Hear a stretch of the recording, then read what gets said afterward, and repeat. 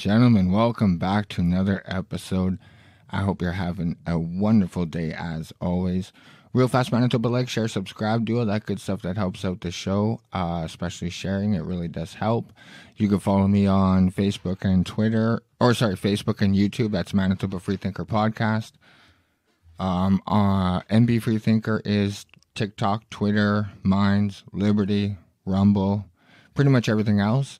If you want to send me an email, you could send me an email at mbfreethinker@hotmail.com at gmail.com, or you can go to mbfreethinker.wordpress.com and get all the audio-only episodes there. All right, Manitoba. Oh, whoop, there's the music again. My bad. All right, Manitoba, oh boy, my internet's acting crazy, just so you guys know. Just when you think the Manitoba government does something right, they end up fucking it up, like normal. I will admit that there are a few good things that the Conservatives are doing lately. I don't know if they're getting a lot of pushback from the people. But, so I will point out when they do the good things, but for the most part, government is going to do what government does. And like normal, they're just picking winners and losers. Sorry guys, I'm going to stop this music real fast.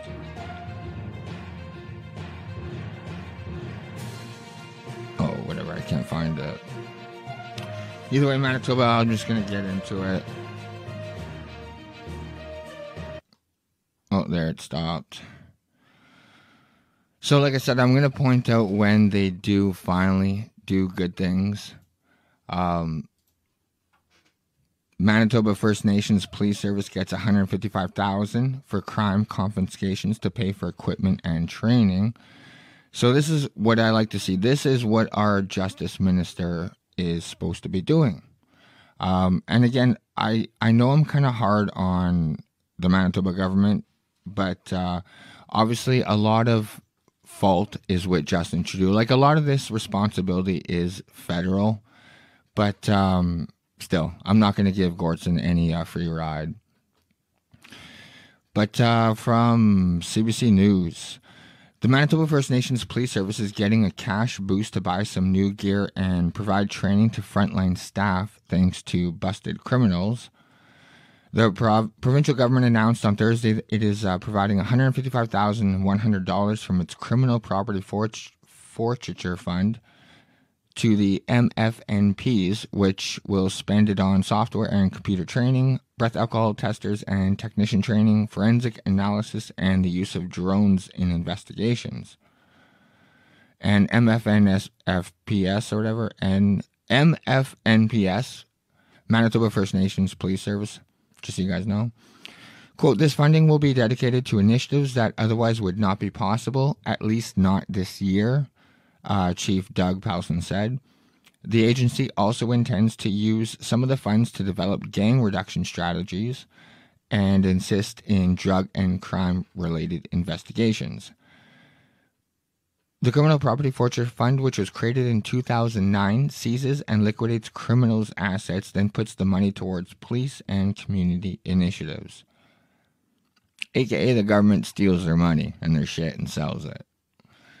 Thursday's announcement was made at the Swan Lake First Nations office in Headingley, just west of Winnipeg. Swan Lake Chief Jason Daniels said the money will give safety officers the tools that are required to curb the illegal drug trade in our community that's affecting our employees, our families, our children, end quote. Justice Minister Kevin Gortson, who made the announcement, used the opportunity to call on the federal government for what he said is a lack of sustainable long-term funding for First Nations policing in Manitoba.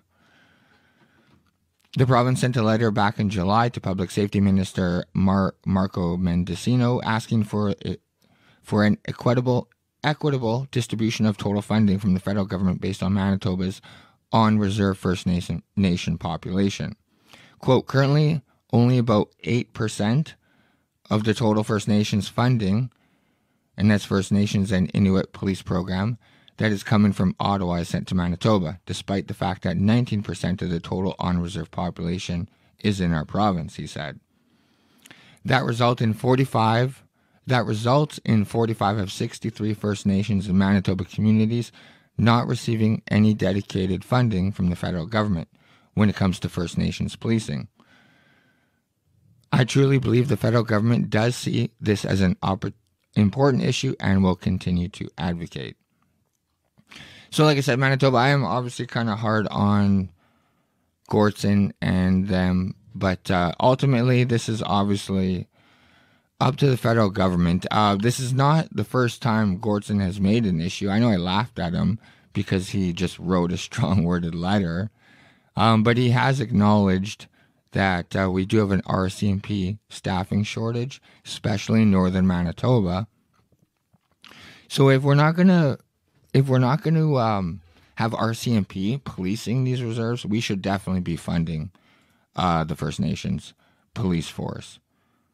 And I mean, and honestly, Manitoba, if we're going to steal the money from the criminals, it should definitely go to policing and not some other, social justice cause. So I am at least happy. And it's not like going to Neighborhood Watch, like some bullshit program like that, like what he's trying to pull off in Winnipeg. So like I said, at least he's doing something.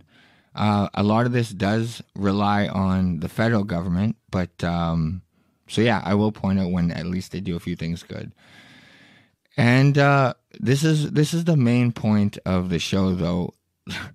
Every single time the government does something, I just don't understand why they have to pick and choose winners. Like they could have implemented this so much better. I'm just going to read what they say, though, from MB, the government website, gov.nb.ca. Manitoba families most in need to benefit from $87 million family affordability package, says Premier.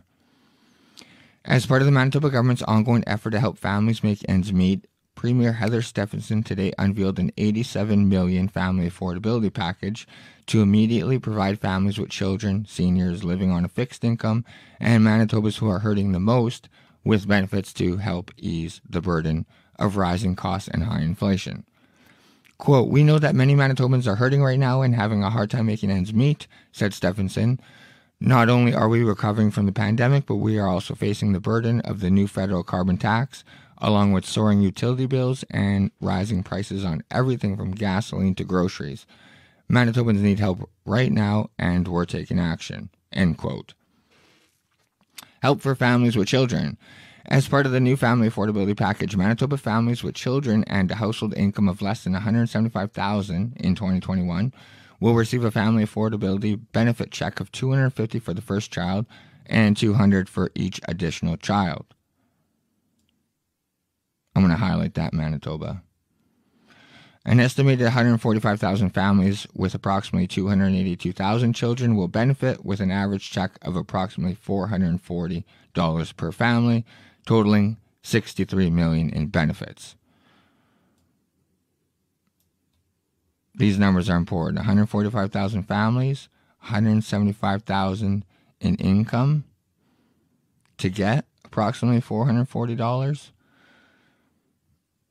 Help for low-income seniors. I'll continue. In addition, seniors with less than $40,000 in income who claimed an education property tax credit in 2021 will receive a family affordability benefit check of $300 to help ease the burden of rising costs. This $16 million initiative will help approximately 52,000 senior households living on fixed incomes. Seniors making $40,000 will get a check of $300. A family of making $175,000. I want to tell you something, Manitoba. If you're a family making $175,000, two adults, you don't need the $400. And if you do, it's because you're living above your means. A senior making $40,000 needs this. It's who designs these plans? They're just, like I said, Manitoba, they pick winners and losers. I'll continue though. Help for Manitoba's most in need. Manitobans receiving Employment and Income Assistance, EIA, will benefit from long overdue increase to the basic needs rate starting in October 2022 for the month of November. EIA General Assistance clients without dependent children will receive an extra $50 per adult each month.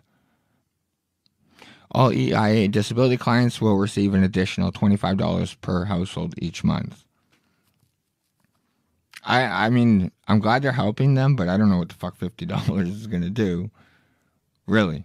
Like, I'll buy you like a fucking thing of coffee and a loaf of bread and a jug of milk. It wouldn't even fill up a gas tank, that's for sure. Additionally, to help feed even more struggling families who are turning to food banks to help make ends meet, the Premier said help is also on the way with temporary grant program called the Food Security Fund, which will support community organizations grappling with growing demands. Stephenson noted historic tax relief measures were also part of Budget 2022, with the $2,000 tax rollback guarantee, which has now exceeded $2,400 or $4,800 for a two-income family. I like how every time they do something, they always gotta try to remind you of what they also did in the past. Quote, this phase of the family affordability package is our way of standing with Manitobans by providing immediate benefits and help for those who need it most, end quote, said the Premier. But there is more help on the way as we work to provide benefits to Manitobans, not just with one check, but with ongoing benefits. $400 going to families who need it the most, claims Heather Stephenson. To families making $175,000 will get $440 who have two kids. Seniors who are struggling will get $300 less. People in EIA will get a fucking $50 slap in the face. And if you're a disability, what, an additional $25.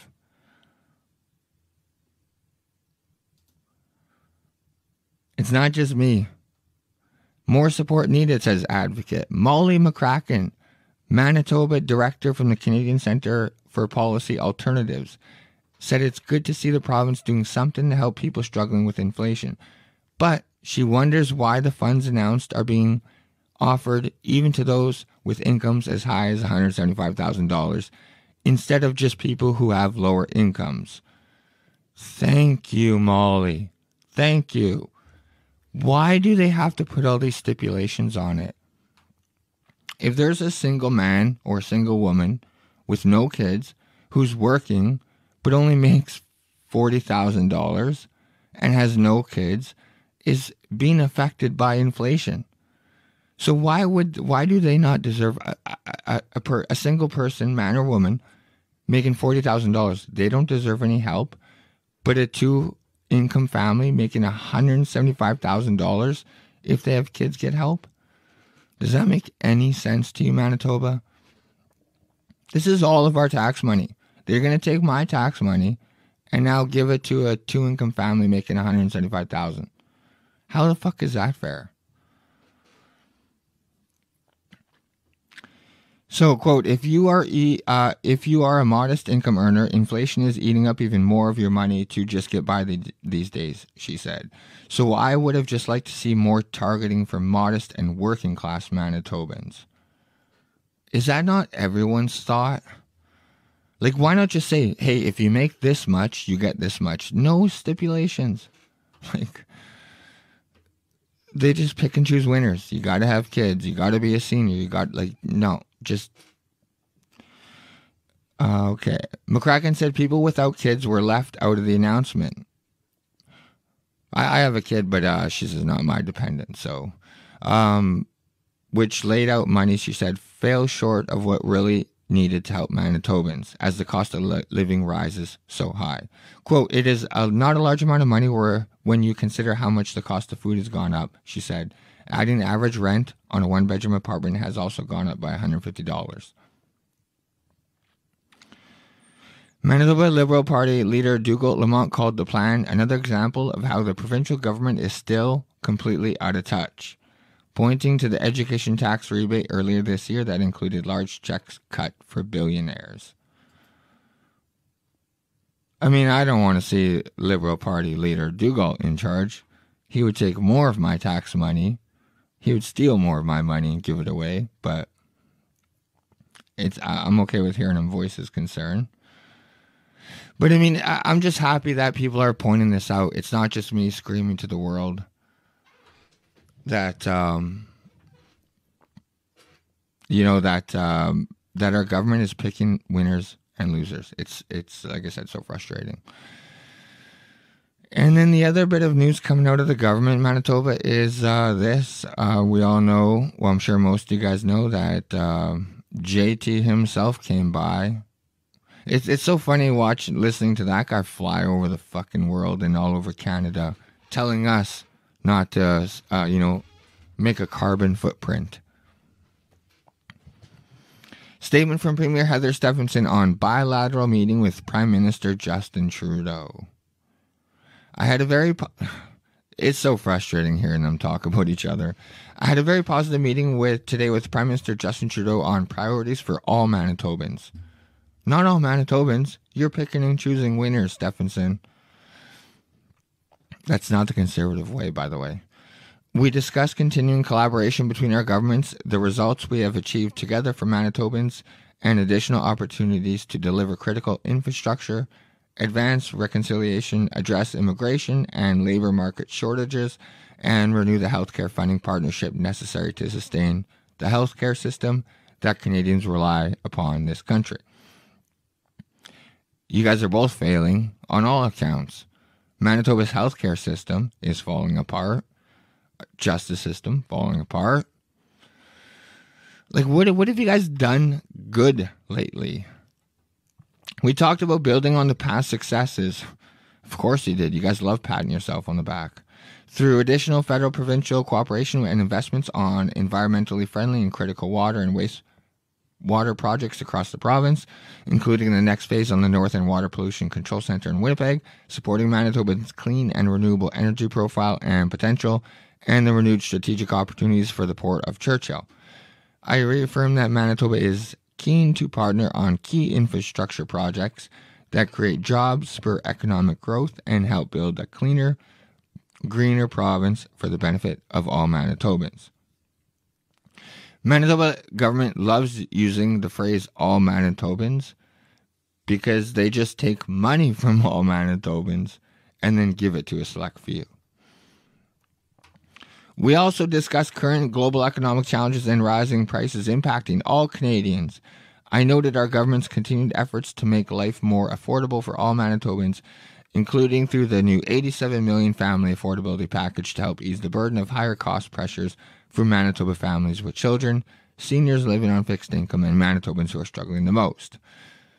It's so funny how they come out with this news release about meeting Justin Trudeau, and they gotta just wedge that in there, eh? I again urged the Prime Minister to take additional federal steps to ease the cost burdens faced by Manitoba families, parents, workers, farmers, and businesses. We shared views on improving our immigration system to address labor market shortages in Manitoba and across the country and sustain our continuing economic recovery. I stressed the need for a larger provincial role, more provincial nominees, faster federal immigration processing, improved labor mobility, and enhanced recognition of foreign credentials. Yeah, well, I mean, how about just, instead of worrying about foreign credentials, stop firing local nurses and doctors and hire local. Let's focus on that, yeah?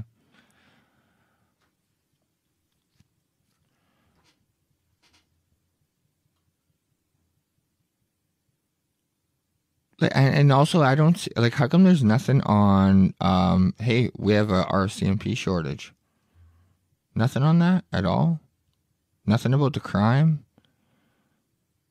They talk about, a little bit of infrastructure. I mean, Trudeau obviously didn't go for a drive down these fucking streets. Sorry for swearing. We also discussed the brutal war of aggression against Ukraine and Canada's ongoing support. I'm okay with Canada supporting foreign countries. I'm not making an opinion on Ukraine. I'm just saying I'm okay with foreign intervention. What I'm not okay is when our city of Winnipeg budget makes its way over to Ukraine. That I'm not okay with. Or even our provincial tax dollars. Like, no. That's for Manitobans. Where was I? I updated the Prime Minister on Manitoba's unique approach and unwavering efforts, noting that over 7,300 Ukrainians have arrived in Manitoba and that we are delivering a full range of provincial supports and services through Manitoba's Ukrainian Refugee Task Force. I mean, I'm all for helping Ukrainians, but it does seem like 7,300 Manitobans could have been taken care of. Pretty sure we have a homeless situation going on in Winnipeg.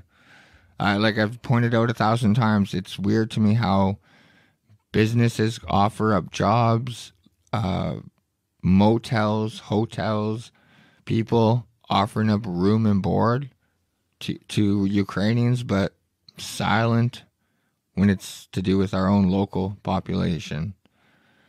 So that's my problem, is when our tax dollars, this should be 7,300 Manitobans are being helped. Just my opinion. Later this month, I will assume the role of chair of the Council of the Federation, where a renewed healthcare funding partnership remains our top priority. I reinforce that all premiers remain united in a call for the federal government to increase its funding share for the benefit of all Canadians. I stress the historic opportunity for all government to renew a sustainable and resilient healthcare system to better meet the needs of all Canadians, now and in the future. It's so funny because we definitely know that our healthcare system is a joke. And here, Prime Minister Justin Trudeau commented on his trip here, and it's just fluff. If you guys want to read it, go to pm.gc.ca. It's not important. Just he's making it sound like everything's sunshine and lollipops. But either way, Manitoba, I'm going to keep this episode short, but there was one more article I wanted to pull up because I just love seeing it.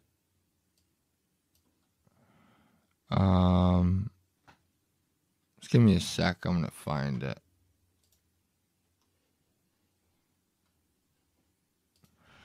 What was it?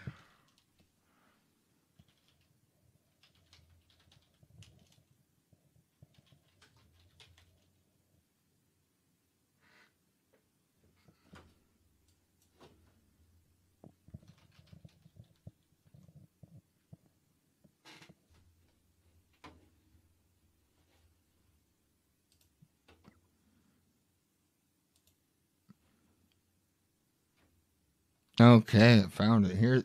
I just want to give you guys a quick update. Oh, shoot.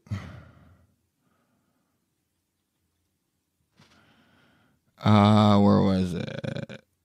Plan to stay. Protest camp at Manitoba legislator will keep sacred fire burning, says organizer. So just so you guys know that they were issued an evacuation notice last week. And, happy to. I mean, I don't even care why they're there. I just love seeing it there. I like when these protests are pissing off our elected officials.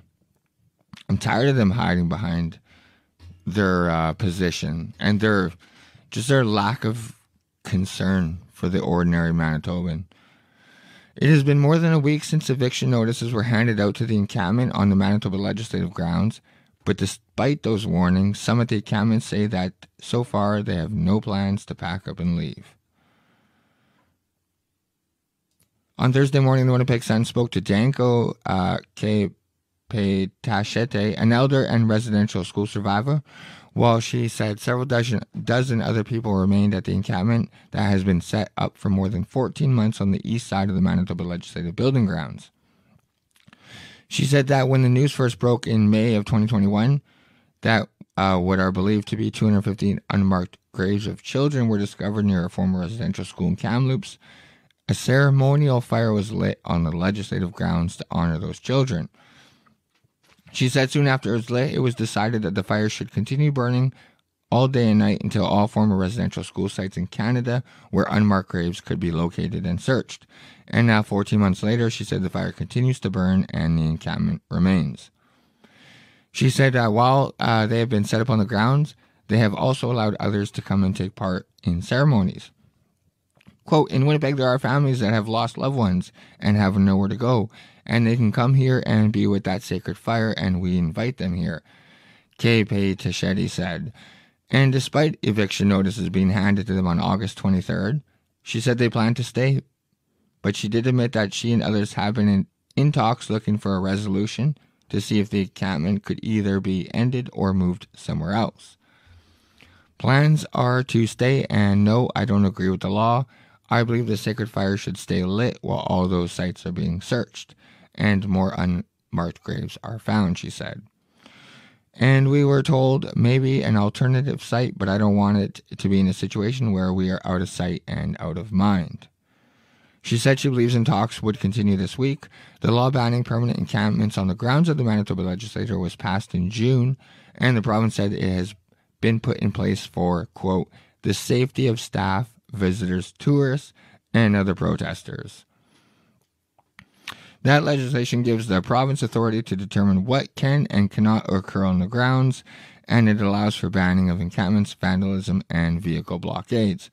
It also bans setting fires, brandishing weapons, as well as depositing generators, firewood, or other items to supply any encampment. It bans giving supplies. That is too funny, Manitoba. During a Tuesday press conference, Justice Minister Kevin Gorton was asked why the encampment remained at the site on the east side of the building this week, despite eviction notices being handed out more than a week ago. He said Manitoba Justice will not be responsible for finding ways to get that encampment removed, but also said he would not get involved in his role in how the rules are ultimately enforced. Sorry, let me try that again, Manitoba. He said Manitoba Justice will be responsible for finding ways to get that encampment removed, but also said he will not get involved in his role in how the rules are ultimately enforced. Quote, Manitoba Justice, together with other law enforcement entities, are responsible for enforcing the legislation that now exists, but how that enforcement happens isn't directed politically any more than other law enforcement mechanisms are involved. We will continue to leave that to those who are responsible for enforcement, end quote.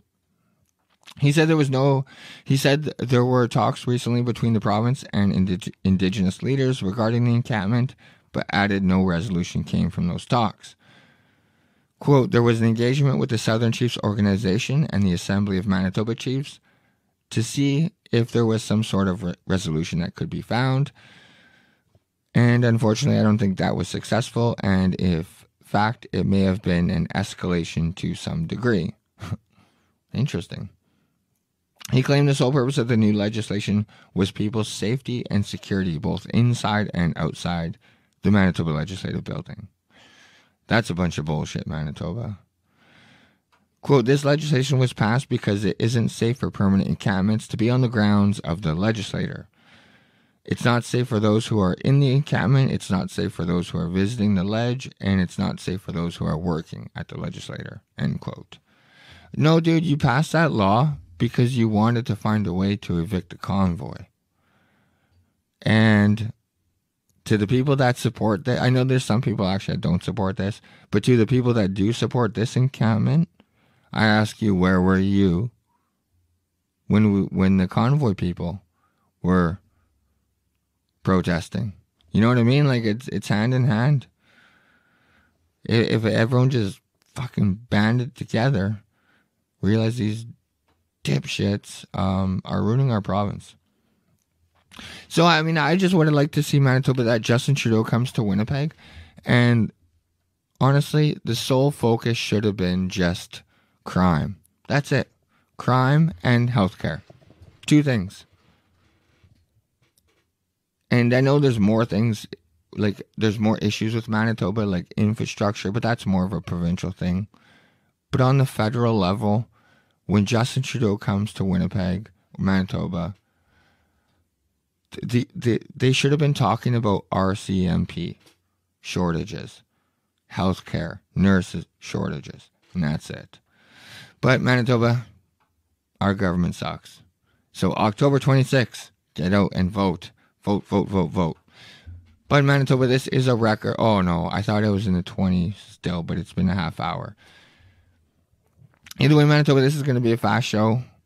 I just wanted to get that info out there to show you how our government is spending our money, claiming to help all Manitobans while picking winners and losers. It's so frustrating, Manitoba.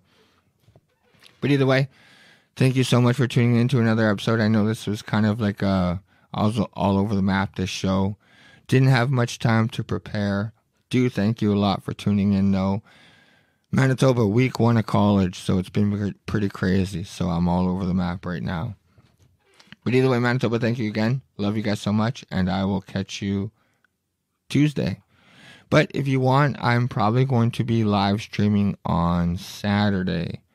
There's something going on at the Human Rights Museum, or the Forks, Cancer for Children, or something like that. I don't have much details, but I'm going to find out more, and I'm probably going to go down there and check it out. But either way, Manitoba, so tune in Saturday. Probably do a live then. But if not, I'll see you guys Tuesday. Take care. Bye.